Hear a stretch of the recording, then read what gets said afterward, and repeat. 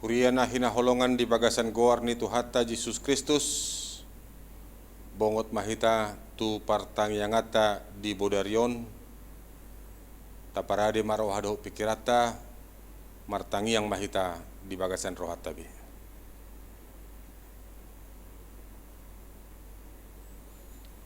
Amin. Maredde hita sian buku ede nomor 24 ayat sada dohot ayat 5.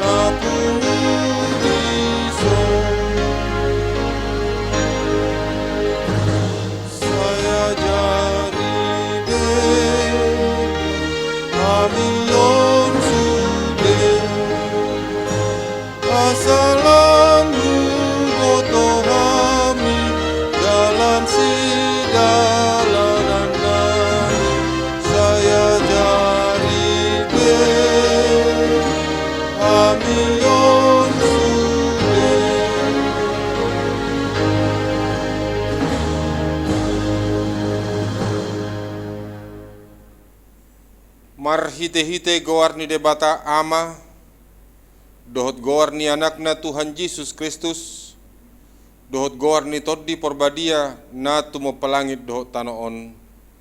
Amen. Ay na mangulu dohata ni debata jala margugu mangula, jala tumajom sian sadok podang si dua baba, jala manorusi doi rasi-rasa disirang hosa dohot toddi, akaring-ring pe dohot utok, jala panguhum doi di parrohaon dohot di pikiran ni roha. Haleluya, martangiang mahita. Ali Tuhan debata jala amanami, sai togu-togu jala rajai marrohanami marhite-hite todimi, asa olo hami manangihon dohot majalo hatam, sai pahot mahatam di bagasan rohanami, asalam ibaru jalam badia rohanami, sai urupi ma asalam marhaposan hami tuanakmu Tuhan Yesus Kristus, asa jupang hami hanguluan saliling nililingna. Amen. Tajahama turpuk epistel di partangyangata di bodarion, hujaha di bagasan bahasa Indonesia, Keluaran 23 ayat 1 sampai ayat 9, kita akan membaca secara responsoria. Janganlah engkau menyebarkan kabar bohong. Janganlah engkau membantu orang yang bersalah dengan menjadi saksi yang tidak benar.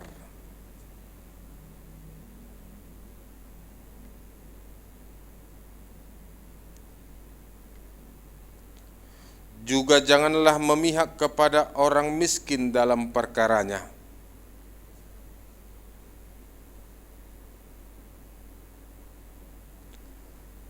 Apabila engkau melihat rebah keledai musuhmu karena berat bebannya, maka janganlah engkau enggan menolongnya.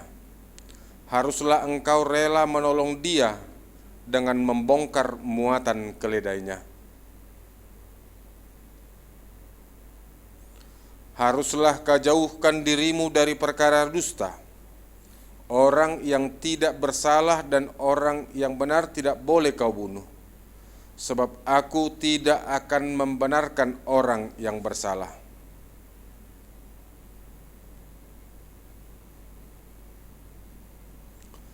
Orang asing janganlah kamu tekan, karena kamu sendiri telah mengenal keadaan jiwa orang asing. Sebab kamu pun dahulu adalah orang asing di tanah Mesir. Demikianlah firman Tuhan. Berbahagialah orang yang mendengar firman Allah serta memeliharanya. Amin. Kita bernyanyi dari buku Ende nomor 248 ayat 1, Salileng ho di tanoon.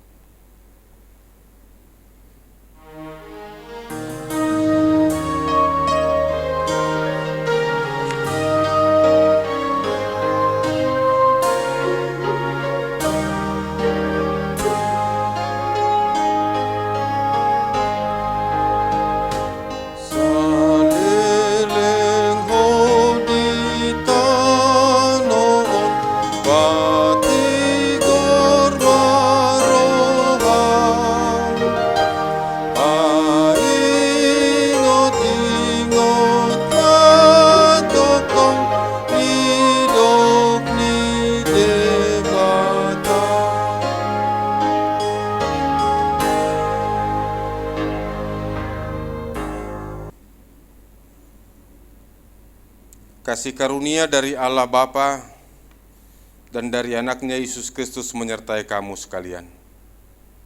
Amin. Bapak, Ibu, dan saudara-saudara yang dikasihi Tuhan kita Yesus Kristus,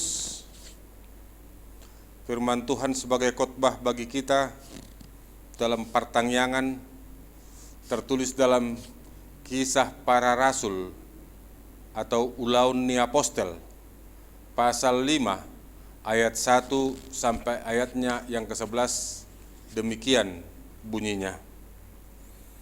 Ada seorang lain yang bernama Ananias. Ia beserta istrinya Safira menjual sebidang tanah. Dengan setahu istrinya, ia menahan sebagian dari hasil penjualan itu dan sebagian lain dibawa dan diletakkannya di depan kaki rasul-rasul. Tapi Petrus berkata, Ananias, mengapa hatimu dikuasai iblis, sehingga engkau mendustai Roh Kudus dan menahan sebagian dari hasil penjualan tanah itu? Selama tanah itu tidak dijual, bukankah itu tetap kepunyaanmu? Dan setelah dijual, bukankah hasilnya itu tetap dalam kuasamu? Mengapa engkau merencanakan perbuatan itu dalam hatimu? Engkau bukan mendustai manusia, tetapi mendustai Allah. Ketika mendengar perkataan itu, rebahlah Ananias dan putuslah nyawanya. Maka sangatlah ketakutan semua orang yang mendengar hal itu. Lalu datanglah beberapa orang muda, mereka mengapani mayat itu, mengusungnya keluar, dan pergi menguburnya. Kira-kira 3 jam kemudian, masuklah istri Ananias, tetapi ia tidak tahu apa yang telah terjadi. Kata Petrus kepadanya, katakanlah kepadaku, dengan harga sekiankah tanah itu kamu jual? Jawab perempuan itu, betul sekian. Kata Petrus, mengapa kamu berdua bersepakat untuk mencobai roh Tuhan? Lihatlah, orang-orang yang baru mengubur suamimu berdiri di depan pintu, dan mereka akan mengusung engkau juga keluar. Lalu rebalah perempuan itu seketika itu juga di depan kaki Petrus, dan putuslah nyawanya. Ketika orang-orang muda itu masuk, mereka mendapati dia sudah mati. Lalu mereka mengusungnya keluar dan menguburnya di samping suaminya. Maka sangat ketakutanlah seluruh jemaat dan semua orang yang mendengar hal itu. Demikian bunyinya. Saudara-saudara yang dikasihi Tuhan kita Yesus Kristus, kata atau nama biasanya menjadi perwujudan dari sikap seseorang. Namun pada kenyataannya nama yang indah belumlah menjadi jaminan untuk hidup seindah nama atau hidup yang murni. Nama Ananias berarti Allah yang memberikan. Sedangkan Safira berarti yang cantik, yang jelita. Namun persoalannya adalah sayang sekali sikap perilaku mereka tidak sesuai dengan nama yang mereka sandang. sikap mereka berdua penuh dengan ambisi dan tipuan. Suasana Pentakosta dalam nats ini membawa persekutuan yang erat dalam jemaat. Ternyata terbentur dengan kejahatan yang dilakukan dari internal, dari dalam persekutuan itu sendiri. Iblis memakai Ananias dan Safira menjadi perusak persekutuan yang telah indah itu. Alkitab berbicara, mereka menjual sebidang tanah untuk dan atas nama pelayanan. Namun persoalannya, sayang sekali mereka tidak tulus. Mereka menjual tanah hanya untuk mengejar nama yang baik dalam jemaat. Bahkan disertai oleh kepentingan mereka sendiri. Mereka tak ingin dikalahkan oleh orang lain dalam hal memberi persembahan. Tetapi mereka kekurangan kasih dalam membawa korban persembahan itu. Oleh sebab itu mereka mencari jalan untuk dapat menerima kehormatan dengan membawa korban tanpa mengorbankan sesuatu. Terbukti ketika mendapat hasil dari penjualan tanah, Ananias dengan sepengetahuan istrinya Safira menahan hasil penjualan dan sebagian lagi itu yang dibawa kepada rasul-rasul untuk diberkati. Tetapi perilaku mereka diketahui oleh Roh Kudus dan dinyatakan Petrus rahasia dusta Ananias, sehingga Petrus mengatakan kepada Ananias, "Mengapa hatimu dikuasai iblis sehingga engkau mendustai Roh Kudus? Engkau bukan mendustai manusia, tetapi sesungguhnya engkau mendustai Allah sendiri." Maka seketika itu juga Ananias meninggal. Bukan Petrus yang menjalankan hukuman mati, melainkan Tuhan sendirilah yang menghukum Ananias. Safira juga mendukung perilaku suaminya. Dan itulah kesepakatan yang negatif, sehingga ketika ditanya oleh Petrus, apakah benar hanya sekian jumlah penjualan tanah? Lantas Safira mengiyakan. Dan seperti hal yang sama yang dialami oleh suaminya, maka ia pun meninggal menyusul sang suaminya. Hal ini menjelaskan bahwa setiap orang yang dengan sadar berusaha mematahkan pekerjaan Allah dan membaktikan diri kepada si jahat dan sengaja mencobai roh Tuhan, sama halnya berbuat sesuatu untuk melihat apa yang diperbuat oleh roh Allah. Peristiwa ini membuat banyak orang ketakutan. Maka perenungan ini menjelaskan pada kita, Bapak, Ibu, dan saudara-saudara, bahwa pertama, bahwa di tengah eratnya persekutuan kita juga harus tetap hati-hati, harus tetap waspada, karena dengan berbagai cara iblis akan menggunakan alatnya untuk merusak persekutuan yang ada. Karenanya jaga erat persekutuan yang telah ada, karena sekali rusak akan teramat sulit bagi kita untuk memperbaikinya. Yang kedua, agar kita jujur dengan berkat yang Tuhan berikan.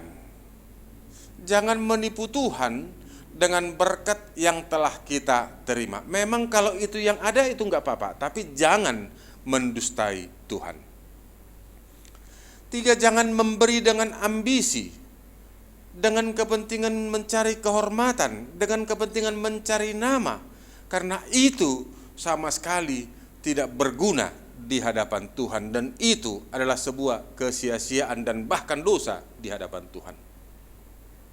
Yang keempat, jangan pernah bersepakat dengan hal-hal yang negatif, karena akhirnya kita sendiri pun akan terkena imbasnya, dan pada dasarnya kita sedang menuju pada kehancuran. Yang kelima, saudara-saudara, Banyak orang terjerat dengan uang karena khawatir dengan hidupnya. Padahal Tuhan sudah berjanji tidak akan membiarkan dan meninggalkan kita. Dia akan tetap memelihara, menjagai kita. Lalu mengapa harus ragu dan khawatir dengan kehidupan ini? Saudara-saudara yang dikasihi Kristus, perilaku Ananias dan Safira sangat mungkin menjadi perilaku kita secara tidak sadar. Kita mau dengan tidak jujur menghitung berkat yang Tuhan berikan. Bahkan terkadang kita berani bermain-main dengan Tuhan. Hal ini harus menjadi perenungan, menjadi catatan bagi kita, agar kita meninggalkan perilaku buruk yang demikian. Agar kita memberi dengan berkorban, dengan ketulusan, dengan kesungguhan, bukan mencari kepentingan dan kehormatan diri sendiri. Di tengah-tengah dunia ini banyak godaan yang datang pada kita. Apakah itu karena jabatan, keinginan nama besar, kekuasaan, semua itu bisa saja dipakai oleh iblis untuk menghancurkan kita. Karenanya kunci utamanya ialah jangan pernah menjadi hamba uang, hamba dunia ini. Karena semuanya itu akan dipenuhi oleh Tuhan dengan cara Tuhan sendiri.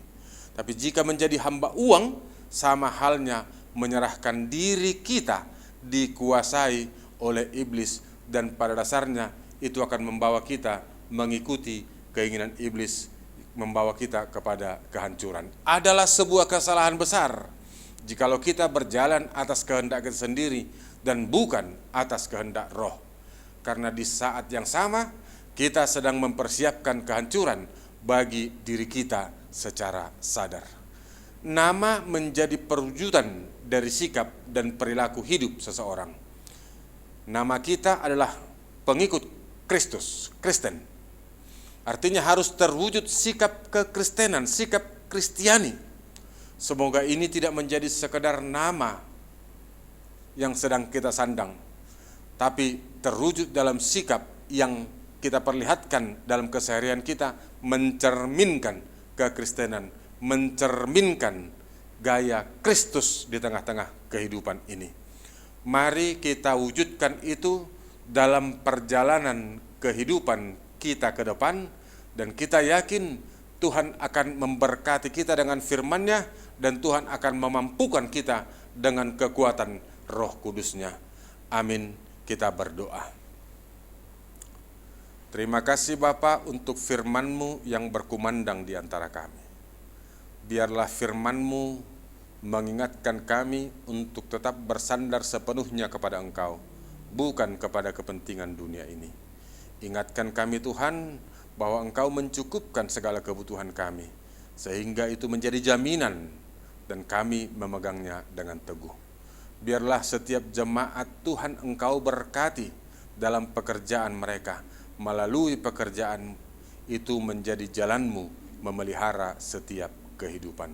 Terima kasih Bapa, terpujilah Engkau, dalam Kristus Yesus kami berdoa. Amin.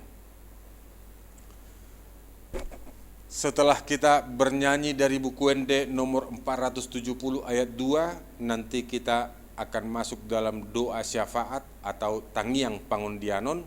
Pada saat Tangyang Pangundianon, silahkan Amang Inang membuat pause sejenak televisinya atau handphonenya, dan setelah doa selesai, maka kita akan melanjutkan. Kita bernyanyi dari buku Wende 470 ayat 2.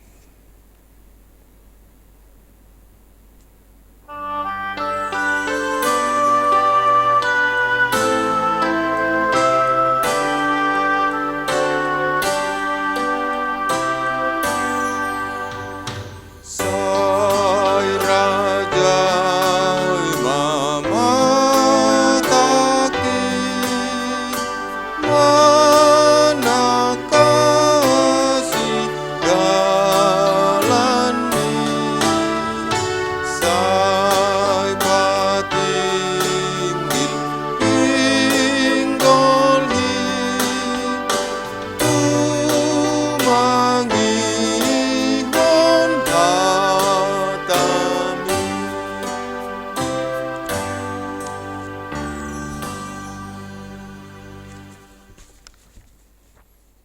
masuk dalam doa syafaat.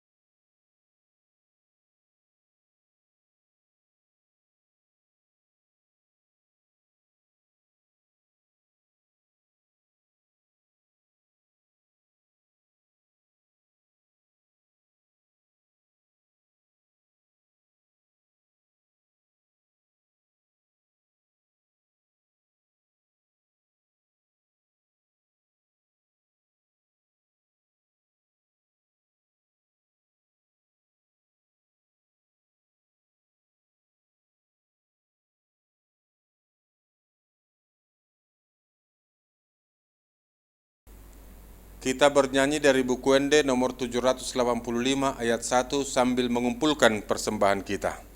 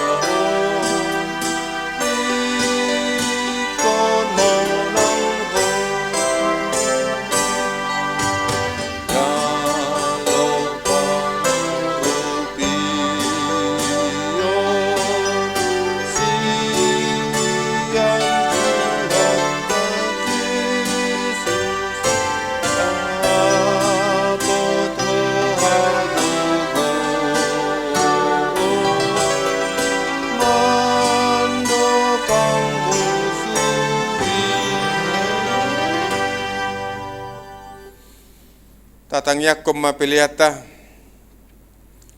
ali de bata amanami na di Banua Gijang hodo haroroan ni saluhut silehon-lehon na dinggan doot nasa ulibasa na mauliutus.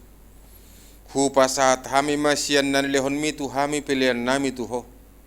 Say jalo mai gabe uap na hutus di jelum. Pasu-pasu mai jalaramoti asa hupar hasya kami pilihanon. Pati bulhok karajomu di tonga-tonga ni huriam dohot di portibion. Buhay marohanami marhite hite toddim. Asalam hutadahami godang ni si lehon-lehon mi tu hami. Asalam girgir hami madok mauliate tuho. Marhite hite Yesus Kristus Tuhan nami. Amen rakma hita mangido di tangiang alia manami. Alia manami na di Banua Gijang say pinarbadia magoarmu. Say Roma harajaonmu. Say saut malomone roham di Banua Tongaun songon na di Banua Gijang. Lehon matuhami sadarion hanguluan siapari. Sesama dosa nami songon panesa nami di dosa ni dongan namar dosa tuhami. Unak kami togi tu pangujunan. Palua mahami sian pangago. Ai hodo na puna harajaon. Dohot hagogoon. Rodi hasangapon saliling nileng na. Amen. Asini rohani tu hatta Yesus Kristus dot holong ni rohani debata amata. Dohot parsaoran nito di porbadia ma mangaramoti hamu saluhutna. Amen.